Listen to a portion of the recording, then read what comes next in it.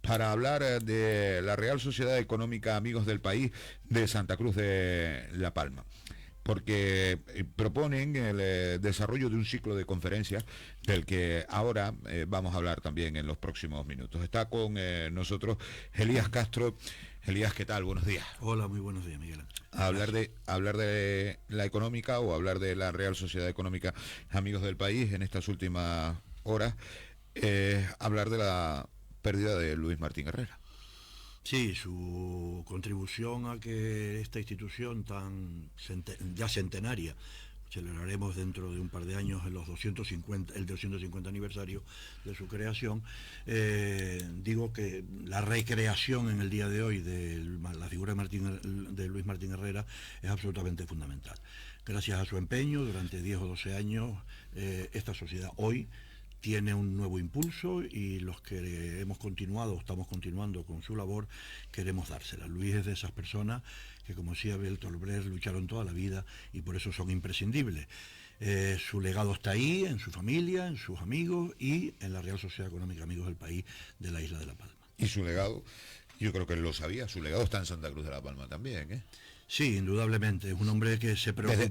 Desde la actividad política, porque fue activista, lógicamente, políticamente hablando, fue activo, pero hasta cuando dejó la vida política de forma activa, siempre se preocupó por su ciudad, siempre se preocupó por Santa Cruz de La Palma, por la isla en general, pero por Santa Cruz en particular. Alguien decía en sus exequias que fue un hombre que siempre se preocupó por la gente que sufría, por la gente que lo pasaba mal, por la gente que tenía la posibilidad de mejorar su calidad de vida, y donde primero lo practicaba fue en la enseñanza, de la que fue maestro, de como a él le gustaba ser reconocido como maestro, y en la ciudad que le vio nacer y que suponía para él un gran desvelo conseguir que la ciudad mejorara y fuera hacia adelante.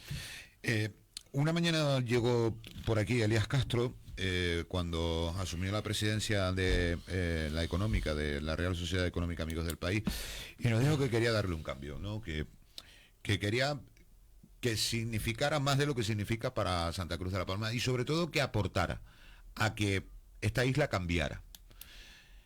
¿De ahí viene también estas conferencias?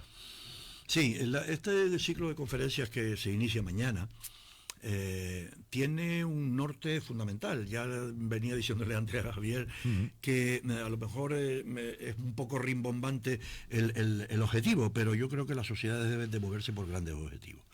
Y este gran objetivo es que en la temporada de primavera, la isla de La Palma pueda convertirse, Santa Cruz de La Palma y la isla de La Palma en su conjunto, puedan convertirse en un referente a nivel nacional, a nivel regional, a nivel local, evidentemente, de la repercusión que sobre nosotros tienen los problemas que ocupan y preocupan a la sociedad en general. Nuestra democracia, que es el primer ciclo.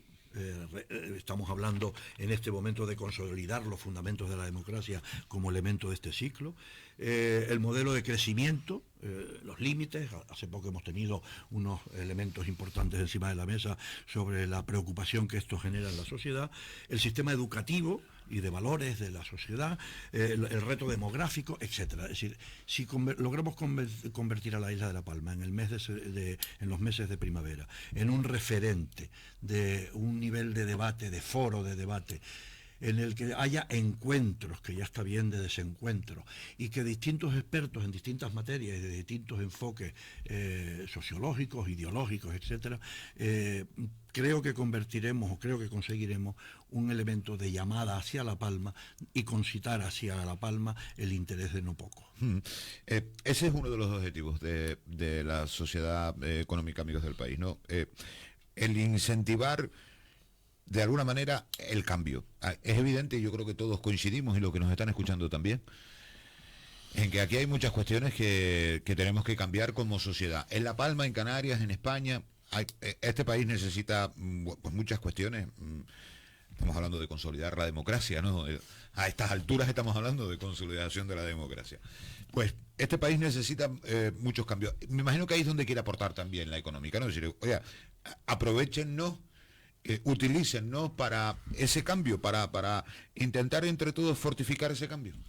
Sí, la económica tiene sus orígenes en el siglo XVIII, con 1776, y fue un referente de algo que pasó en aquellos años, que fue la Ilustración, la Revolución Francesa, la Ilustración posterior. ¿Qué se pretende desde la Ilustración? ¿Qué se pretende desde nuestros estatutos fundamentados en los principios de la Ilustración? Pues mejorar la calidad de vida de los ciudadanos mediante la mejora de la producción y de la capacidad productiva de un territorio y mejorar la instrucción pública. Básicamente eso desde el imperio de la razón, desde el imperio de la discusión llevada en términos de que cada cual aporte lo mejor de sí mismo para conseguir un avance en la sociedad y en la sociedad como elementos externos y en cada una de las personas que formamos parte de la sociedad como un elemento interno. Eso es lo que pretende la económica, las económicas que existen en España, quedan 17, La Palma es una de ellas y no podemos dejar de aprovechar esta oportunidad para convertirnos en referente, como digo, a nivel nacional, de aquello que preocupa y nos preocupa desde esos principios.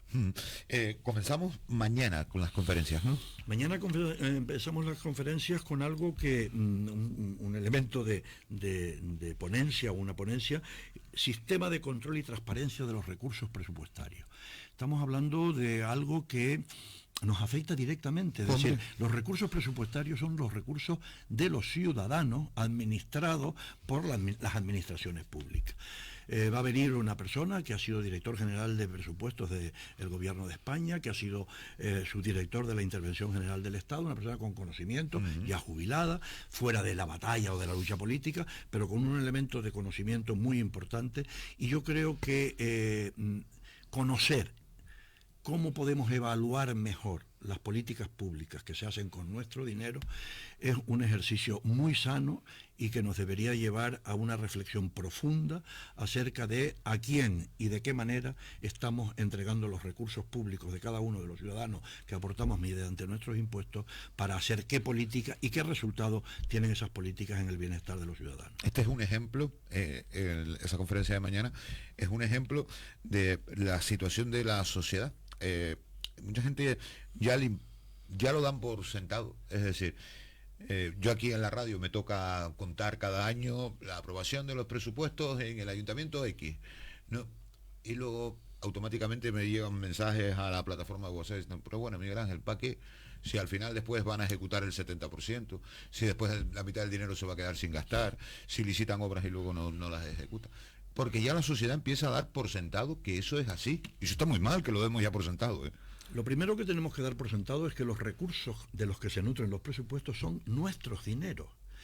En la medida en que yo, con mi propio dinero, soy muy diligente, también tengo que ser muy diligente con el dinero que entrego a las administraciones. Correcto. Y tengo que comprobar, y es una obligación hasta ciudadana, el controlar que el recurso presupuestario que con mi dinero se genera esté bien orientado, vaya bien orientado. No solamente a ejecutar, que ya es importante, sino a saber si con eso que se está ejecutando estamos mejorando la calidad de vida, estamos obteniendo una reversión a la sociedad en la medida en que esto revierte, valga la redundancia, en una mejora de nuestras infraestructuras, en una mejora de nuestros servicios públicos, en una mejora del bienestar en general de los ciudadanos. Y si eso no ocurre, tenemos que ponerlo alto y claro, exponerlo alto y claro, para que nuestros recursos públicos, los que los manejan, se vean impelidos a ser muy diligentes, no solamente transparentes, sino muy diligentes a la hora de saber dónde se aplica. Que a veces pasa eso, ¿no? Un poco, tú lo has vivido, tú has pertenecido también a la administración pública, tú lo has vivido. Hay muchas veces que el vecino de a pie dice, bueno, sí, yo lo sé, que al final con mi dinero no están haciendo lo que debieran, pero bueno, se encoge de hombros y dice, pues, ¿y qué voy a hacer? Pues uno de los objetivos de las económicas a nivel de España es precisamente ese, que los ciudadanos, la mejora de la instrucción pública para que los ciudadanos seamos desde la conciencia exigentes. Sí, que ese sería un paso fundamental para empezar a ir ganando credibilidad. Ya sé que luego las otras conferencias van a versar las siguientes en cuestiones también trascendentales, pero esta, por ejemplo, me parece trascendental porque yo puedo tener confianza en usted como administración, si yo sé que yo le estoy dando un dinero a usted y que usted lo está reinvirtiendo bien para la mejora de la isla. Usted se ha ganado mi confianza y a partir de ahí pues ya podemos empezar a hablar. Es que lo que decías antes, es decir, la aprobación de los presupuestos es la norma más importante. Por ejemplo, en el país, este año no se han podido aprobar los presupuestos, no se ha llevado al Congreso la aprobación de los presupuestos del 2024. Y mira, hay una repercusión importante específica en la isla de La Palma, que dicen que la van a revertir, que es la deducción o la bonificación del 60% en el IRPF, que la gente estaba cobrando o estaba teniendo en sus nóminas, en sus declaraciones de la renta durante el año 2023 y que este año no lo están viendo. El que seamos conscientes de que la aprobación presupuestaria de los presupuestos de cada institución no es una mera formalidad, sino que es una exigencia. Mire, yo siempre pongo un ejemplo, porque yo creo que así lo entiende muy bien la gente. Las administraciones públicas de la isla de La Palma son, aparte del Cabildo, 14 ayuntamientos, más el gobierno de Canarias, que tiene también sus responsabilidades, lógicamente. Solamente con los presupuestos que se aprueban en la isla de La Palma estamos hablando de casi unos 300 millones de euros anuales, que parece poco, pero que si lo pasamos a pesetas todavía en el lenguaje de los antiguos, es mucho dinero. Si 300 millones de euros en la isla de La Palma estuviesen bien gestionados, tuvieran claro el objetivo que se persigue con ellos, y consiguiéramos una reversión en materia de inversiones y mejora de servicios públicos adecuada a esa inversión, estaríamos hablando de otra isla de La Palma a día de hoy. ¿Qué ocurre? Que no siempre es así. Se gasta el capítulo 1, personal, en algunos casos muy inflado o con unos niveles que habría que mejorar en cuanto a la eficacia y a la eficiencia del personal de la administración pública. Se gastan los recursos en el capítulo 2, que tiene que ver fundamentalmente con los gastos corrientes, la luz, el agua, etcétera, etcétera. Y cuando llegamos al capítulo de inversiones, primero, no se gastan todos los recursos, no se ejecutan todos los recursos, te hablaba antes del 70%, porque es que en el primero y en el segundo se cumplen prácticamente al 100%, pero es que después vamos a los otros y resulta que se cumplen malamente. Y no solamente se cumplen malamente, sino que no tenemos claro que en donde se están aplicando reviertan la mejora de la ciudad, o de la isla, o de los ciudadanos, que es lo importante, claro. Esa es la primera de las jornadas. Luego esto se prolonga, me corrige si me equivoco, pero creo que el 16 de mayo, ¿verdad? Y esta próxima conferencia va a versar sobre la reforma del sistema de financiación autonómico.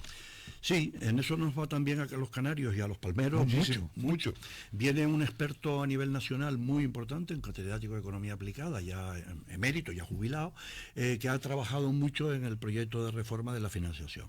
Estamos hablando en estos momentos a nivel político de que si la financiación de la nueva sistema de financiación de la comunidad autónoma va a favorecer más a unas que a otras en función del peso político, etcétera, etcétera. Canarias tiene unas especificidades con nuestro régimen económico y fiscal específico.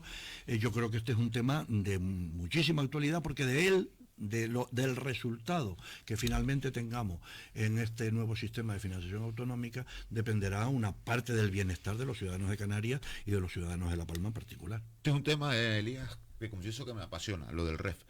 Me apasiona porque creo que ese régimen específico que tenemos los canarios y que está además plasmado en un documento, que no es algo que...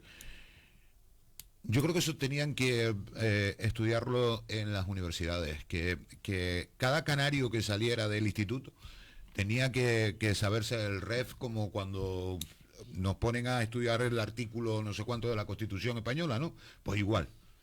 Porque hay mucha gente que oye hablar del REF y no tiene ni idea de lo que es el régimen económico fiscal que tiene Canarias, no tienen ni idea de los derechos que tenemos, los deberes, obviamente, pero de los derechos que tenemos como región ultraperiférica, como estar alejada de la metrópoli. Nadie, una inmensa mayoría de la población no tiene ni idea. A ver, tenemos dos ámbitos en el REF, y lo dice la propia palabra, régimen económico y régimen fiscal. En el régimen económico tenemos pues la subvención al transporte, la subvención a la producción del agua, la subvención a la producción eléctrica, que tiene que ver con la subvención al transporte, que tiene que ver subvención, o mejor dicho, compensación a Canarias por ser una región insular, fragmentada y a 2.000 kilómetros, 2.000 y pico kilómetros del territorio continental.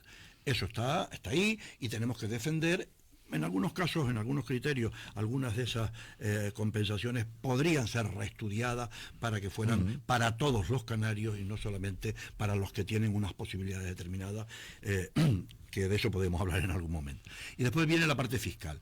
En la parte fiscal, aquí tenemos un ejemplo ahora reciente en La Palma, el 60% de bonificación. El 60% de bonificación, hay gente que viene planteando que la bonificación, en el régimen fiscal, que ahora favorece fundamentalmente a las empresas y a los autónomos, que favoreciera al conjunto de los canarios. Es decir, la reinversión por parte de las empresas y de los autónomos les aligera de pagar determinados tipos de impuestos.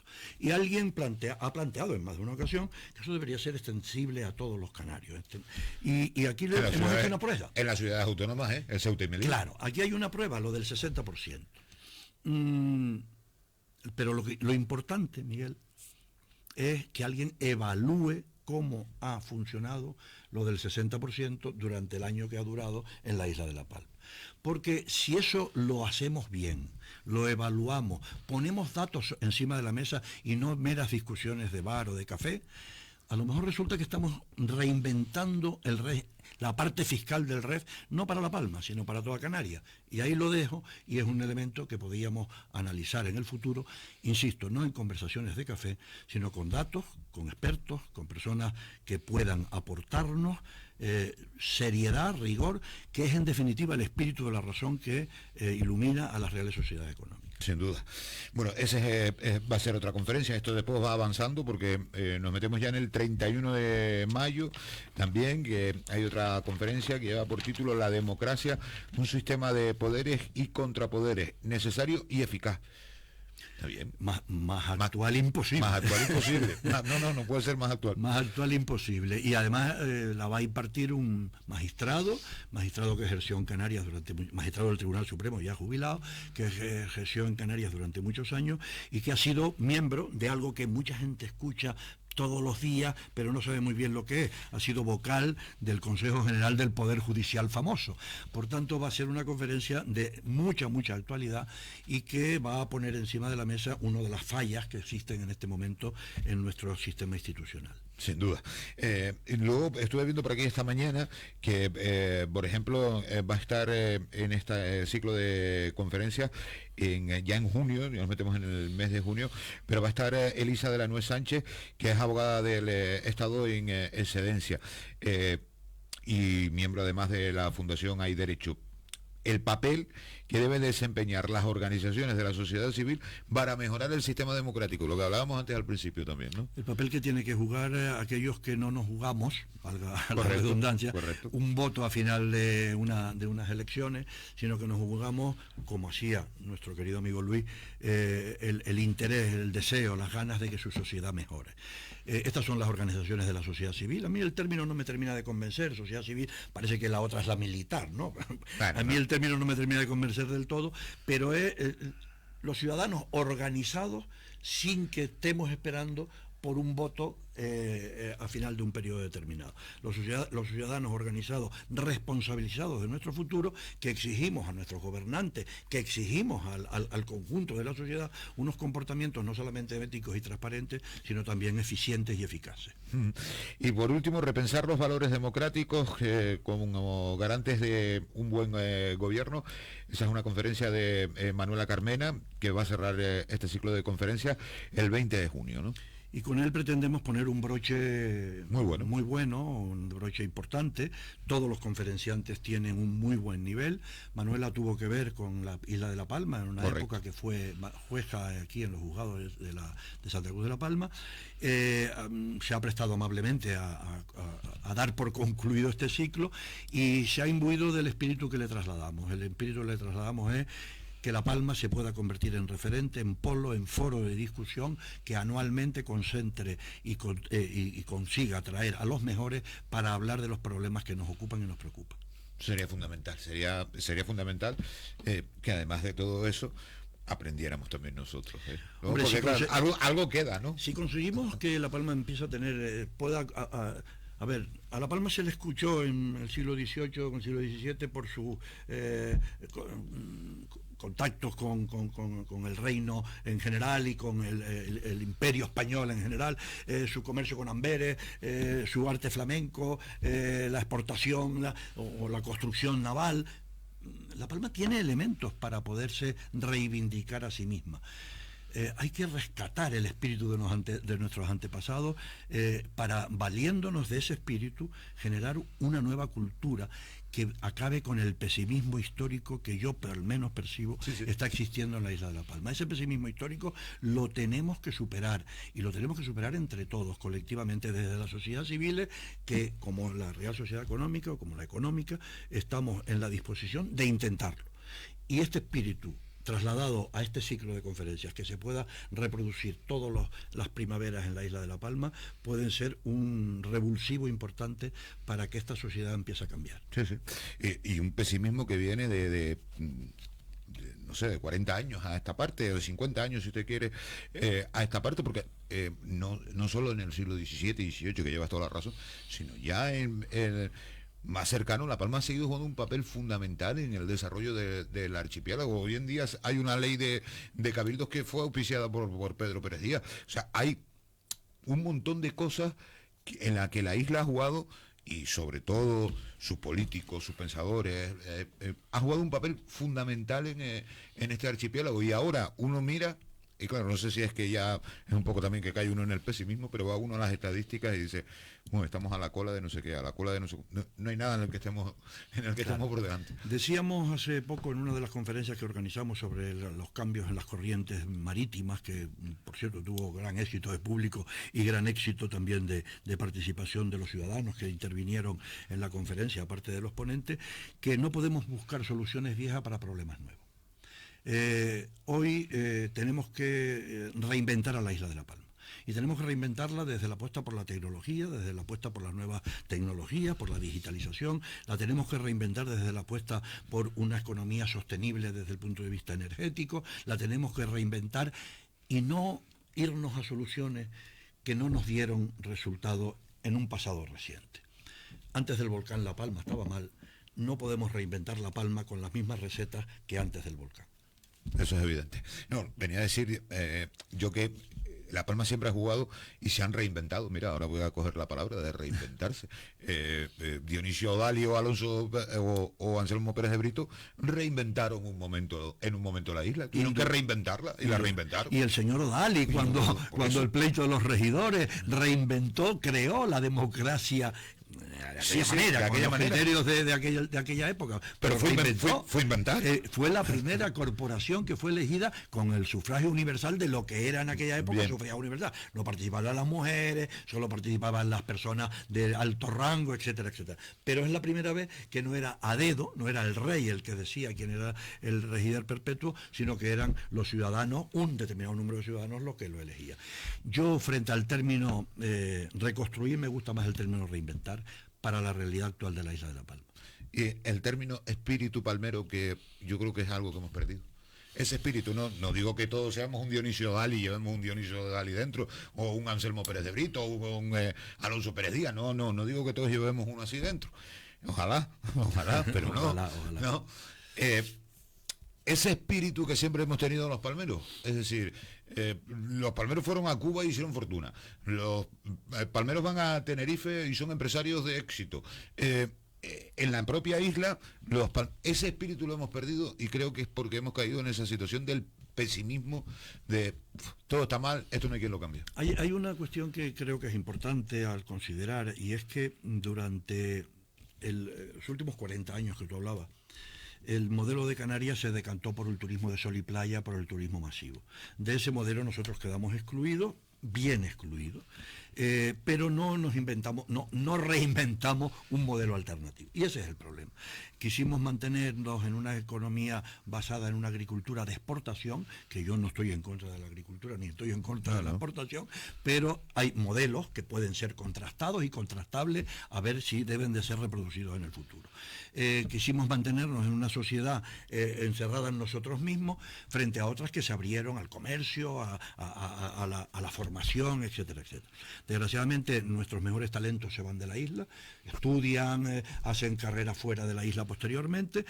Tenemos que intentar buscar la manera no solamente de mantener aquí talento palmero, que lo hay y mucho, sino que tenemos también que intentar que gente de fuera, que hoy tenemos dificultades para ello, quieran venir a La Palma, quieran venir a vivir o a estar una temporada de su actividad económica.